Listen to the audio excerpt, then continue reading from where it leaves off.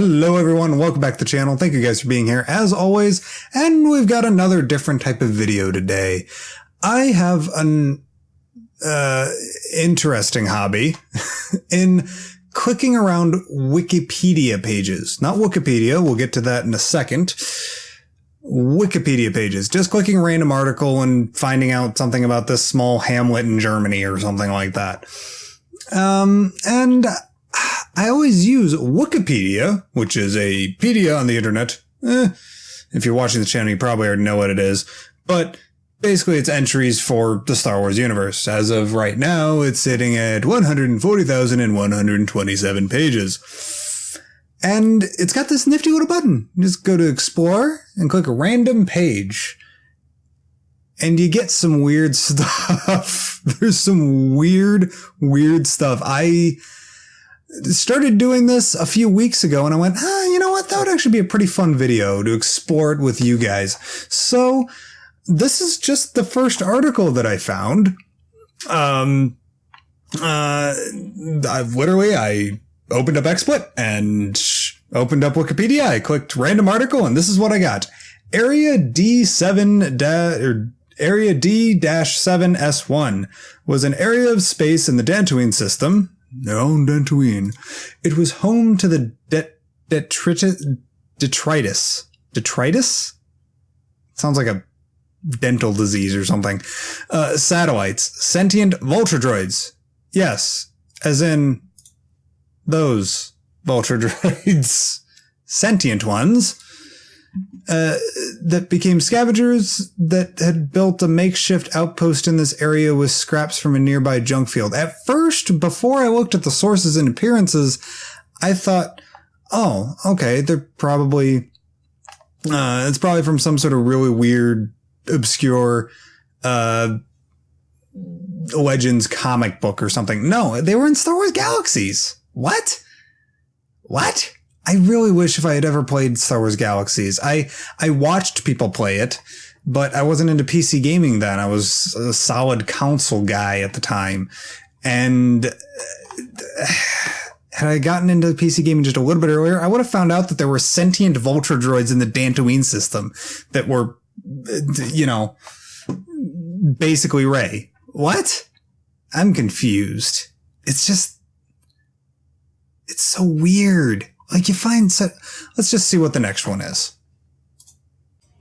Okay, so we had to skip through a couple of SWTOR weapons and stuff, you know, little one-sentence entries, but Dash, not the Dash you might be thinking of, as in this guy, Dash Rendar, you know, couch shoulder pad boy. There's a human male named Dash who served as a Stormtrooper squad. So he was one of the Stormtroopers that were like coming out of the elevator in A New Hope in response to the prisoner breakout at detention block AA-23. Apparently first named in Death Star. Is this like a comic? No, it's a novel. What? Novel written by Michael Reeves and Steve Perry. It's published. Wow, that's pretty late. Covers the later stages of the battle, the station's later stages of the battle station's construction, and follows the actions of a variety of individuals connected to it. This actually sounds kind of cool, like kind of like from a certain point of view, but different. That seems kind of cool. Although I'm a little bit interested in how it, I guess they must tell a story from this Dash person's perspective. That actually, like, sometimes you get really weird funny stuff, but this is actually kind of cool. Maybe Dash, look, I'm willing to bet that it's probably going to be Sergeant Nova Steel?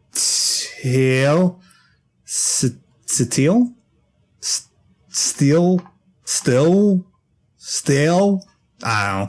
Whatever. Sergeant Nova. Probably their story, maybe? This person's story in Death Star? Oh, it's that guy. Really? The same guy in the okay. Remember, we're talking about Legends. It's the same guy in the conference room. Okay, whatever. Inrider Squadron was a squadron of 5 T-Wings? What in the hell is a T-Wing? R60 T-Wing Interceptor. I recognize that. Is that from... What game is this from? X-Wing? Oh, doy. Yeah, that's right. They're from the X-Wing and TIE Fighter things.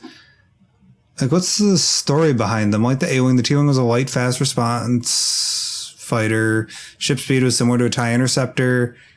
Yeah, it's a cheap rip-off. Like, it's like if a TIE Interceptor and an X-Wing made a baby. Hull strength similar to that to the Z-75. This craft does not last long when it was hit accurately by even medium power salvos. It had 3 ion engines, armed cannons, blah, blah, blah, blah, blah, history. Use this fighter only for a short time, just long enough for us to be able to put it into our new game. For deciding to sell it to neutral factions, hoping to at least gain a profit. Unexpectedly, the T-Wing proved very effective in the hands of such pilots as the nomadic pilot leader, Ali Tarek. And the fighter quickly became popular with independence and proliferated across the galaxy. Huh. Interesting. Let's go back to our original one. Keep our thread going. Shadow 7, Homeworld What? It's got a Canon Legends tab? Oh, right. Okay. They were the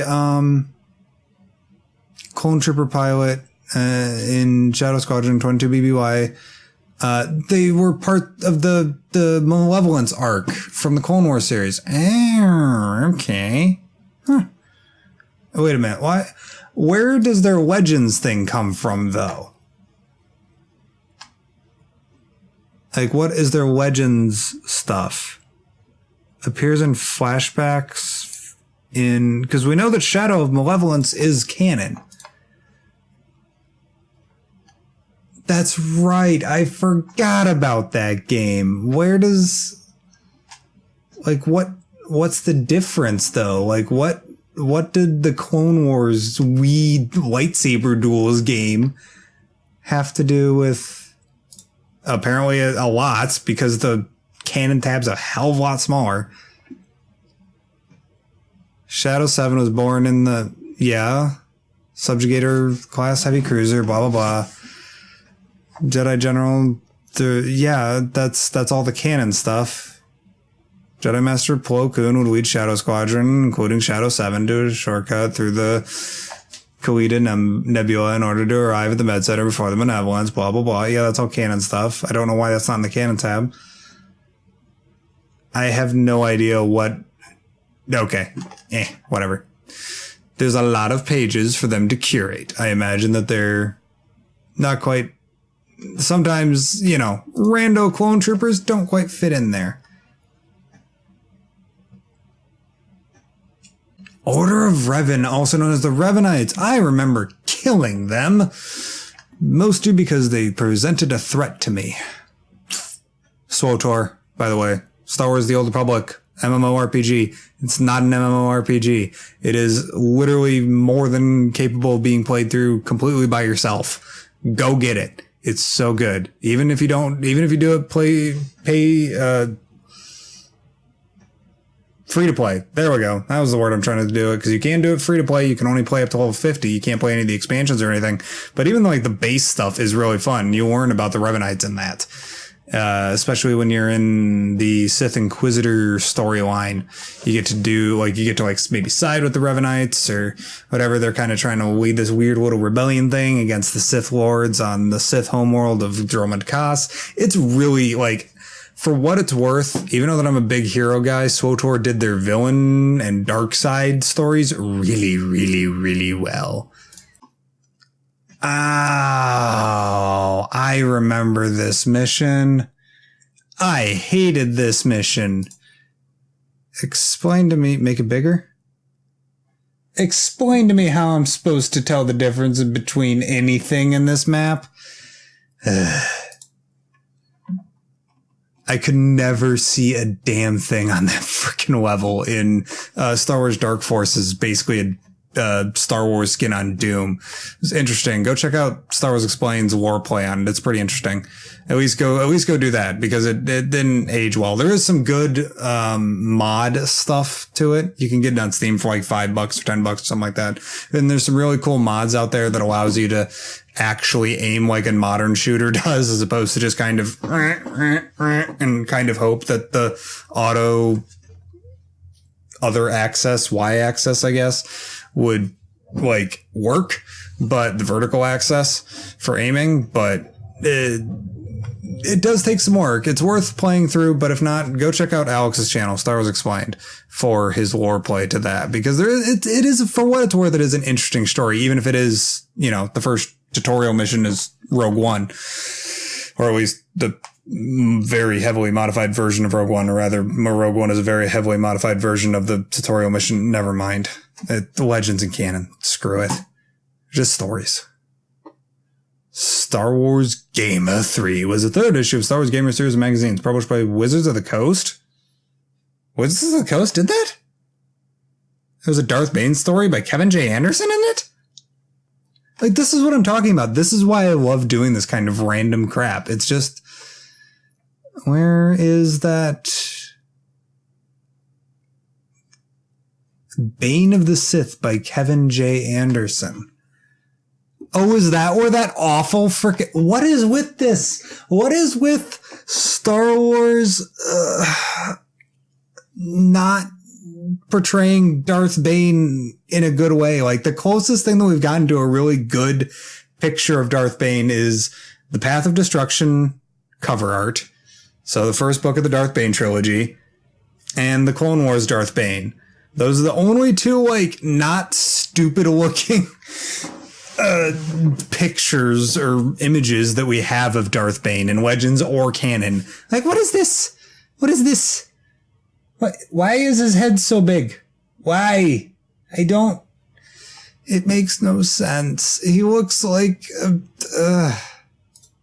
I imagine it's Kevin J. Anderson, so I'm guessing that the story itself is pretty good, but man, I don't get it. Like, seriously, look at this. Let me just see when I can bring it up real quick. Yeah, like, what is this? What is this? This is the cover art for The Rule of Two. Like, it doesn't even have, hi, Alex, I'm going to steal your thumbnail. What is this? What? Why? Why does he look like a absolutely awful 1980s vampire? It doesn't, I love Darth Bane as a character. I do. Like, even as a strong hero guy, I love Darth Bane as a character. He's cool. Yeah, he got a little bit powerful a little bit quickly in the book series, but whatever. I can't complain about that as a Rey fan.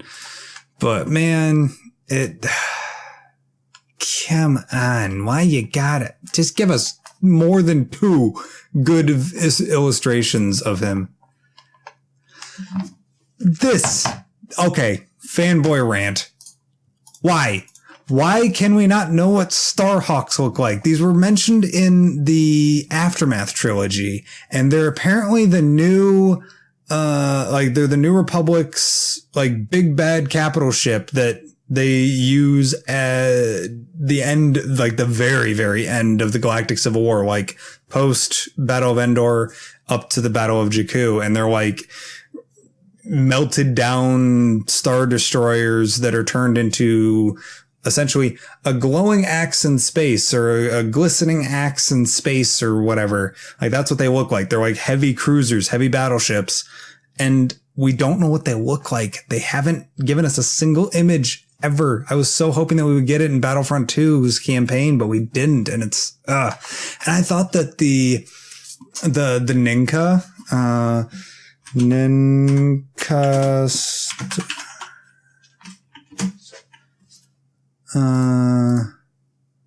where is it?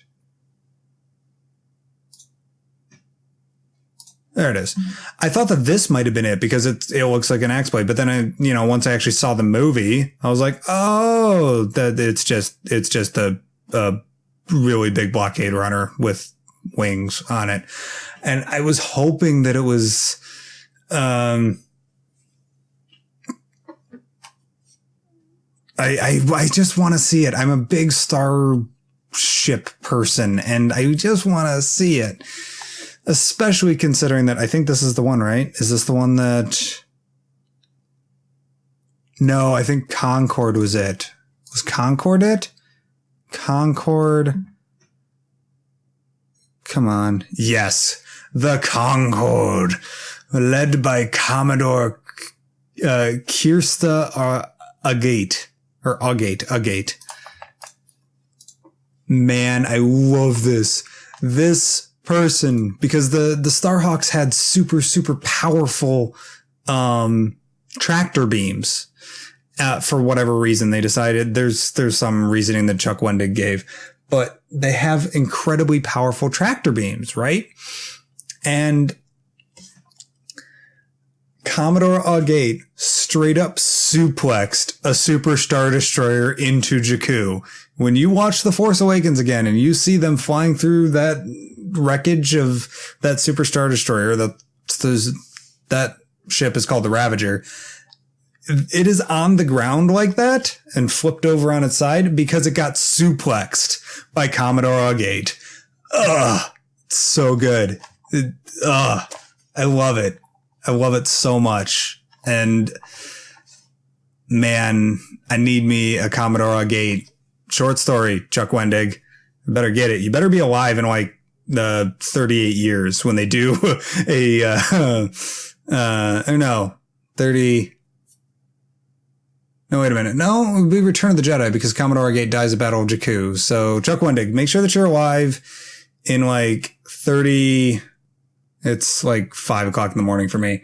Like whatever, 30,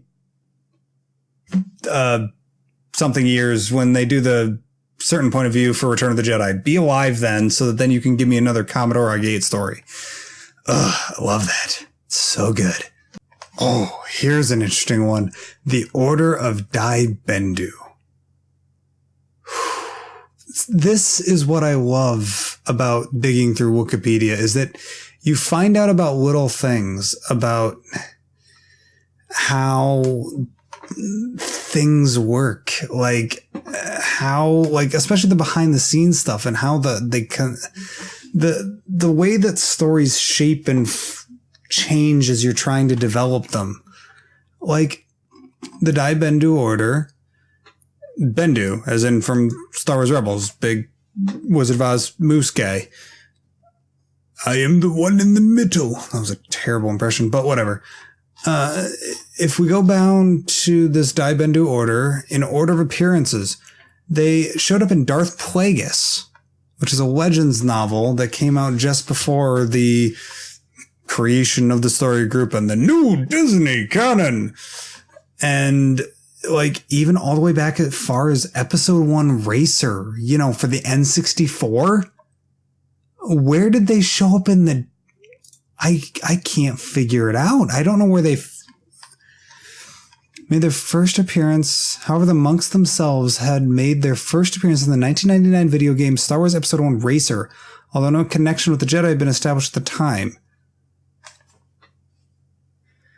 Where did they appear in Episode 1 Racer? I had never heard the word Bendu before. At least I thought I didn't. Where did they... That's what I mean. Sometimes you do run into like issues with finding it, but the Dai Bendu were an ancient order that studied the Force and midichlorians in the early hyperspace age. So at the beginning of the hyperspace development and prior to the birth of the Galactic Republic on Coruscant, while the order originated on the world of Thape, it thrived in the Endobi Mountains of the snowy planet Endo Prime, which, if I recall correctly, let me see something. Endo Prime, why can't I? Yeah, that's right. Ando Prime is you can see it. That's probably where it is. The pod race thing. I forgot. I knew that Ando Prime showed up in a pod race scene in the Outlander Club in episode 2, but that must be where the episode 1 racer connection comes in. You see what I mean? I love doing this kind of stuff. But I'm going to get out of here, guys. I need to go to bed. It is 5:30 in the morning. I usually go to bed in between 5 and 6 a.m. So I'm getting kind of tired. I will see you guys very soon. And let me know what you guys thought about this video. Leave a like on this video. Lets me know that I'm doing something right. Hit that subscribe button if you're new here. And if you want more of these, make sure to let me know down in the comments down below. I will see you guys very soon. And as always, may the force be with you. Take care.